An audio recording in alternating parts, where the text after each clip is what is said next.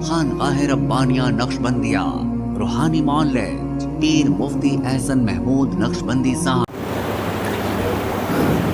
آج دل کے حوالے سے ایک اور وظیفہ عرض کرتا ہوں کہ دل کو مضبوط کرنے کے لیے سورۃ یاسین کا مجرب عمل، کیونکہ سورہ یاسین بھی قرآن پاک کا دل ہے، اور جب دل کے ساتھ جڑے گا تو دل مضبوط ہو جائے گا۔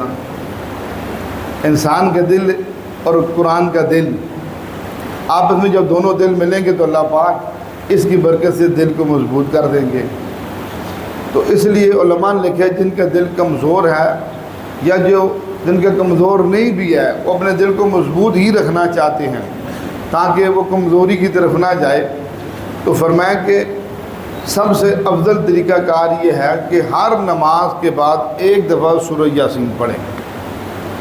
اگر دل کے اندر کمزوری آ گئی تو اللہ کمزوری دور کر دیں گے، اگر دل ٹھیک ہے تو اللہ پاک اس کو آخرت کے اعتبار سے مضبوط کر دیں گے۔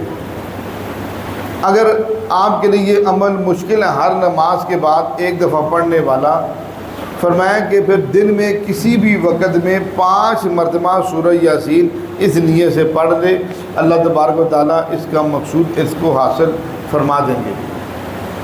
فرمایا تیسرا طریقہ کار یہ ہے، اگر یہ بھی مشکل ہو تو صبح شام ایک دفعہ پڑھنے کا اہتمام کریں۔ ایسے جیسے حدیث پاک میں آتا ہے، رسول پاک صلی اللہ تعالیٰ علیہ وسلم فرماتے ہیں کہ جو آدمی دن کے شروع میں ایک دفعہ سورہ یاسین پڑھتا ہے، اللہ پاک اس کے دن بھر کے کام اپنے ذمہ لے لیتے ہیں۔ اتنا مجرب عمل ہے کہ دن بھر کے جتنے کام اللہ پاک اپنے ذمہ لے لیتے ہیں، جو ایک دفعہ دن کے شروع میں ایک دفعہ سورہ یاسین پڑھنے کا اہتمام کرتا ہے۔ اور سورہ یاسین ایسا عمل ہے جو الحمدللہ اکثر لوگوں کو زبانی بھی یاد رہتی ہے، پڑھنے میں کوئی دقت اور تکلیف بھی نہیں ہوتی، اور دیکھ کر پڑھنے میں بھی 3-4 منٹ لگتے ہیں، کون سا گھنٹہ لگتا ہے پڑھنے میں۔ تو اس لیے اب جو آخری درجہ یہ ہے کہ صبح شام جو ہے ایک دفعہ پڑھنے کا اہتمام کریں، اس کی نیت کریں، تو انشاءاللہ یہ مضبوط عمل ہے سورہ یاسین کا۔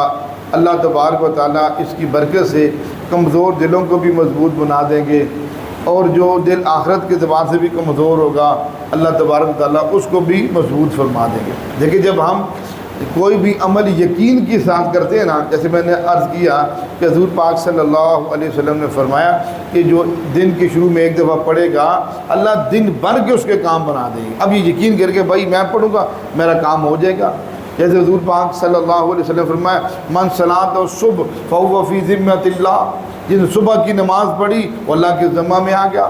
کس چیز کا ذمہ؟ 3 چیزوں کا، انعاشا، روزی کا، و کوفیہ، اگر وہ زندہ رہا تو اللہ رزق دیں گے، نمبر 2 اللہ دن بھر کے کام بنائیں گے، نمبر 3 مرنے کے بعد اللہ اس کو جنت میں پہنچا دیں گے۔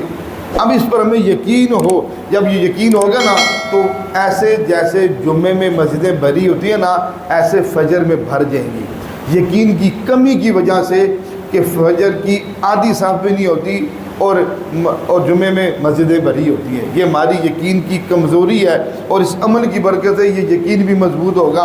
اللہ کی ذات عالی کے پر یقین مضبوط کرنے کا بھی عمل ہے۔ اللہ عمل کی توفیق نصیب فرمائے۔ ہمارے ہاں جادو، جنات، بندش اور نظر بد کا شافی علاج قرآن و سنت کی روشنی میں کیا جاتا ہے۔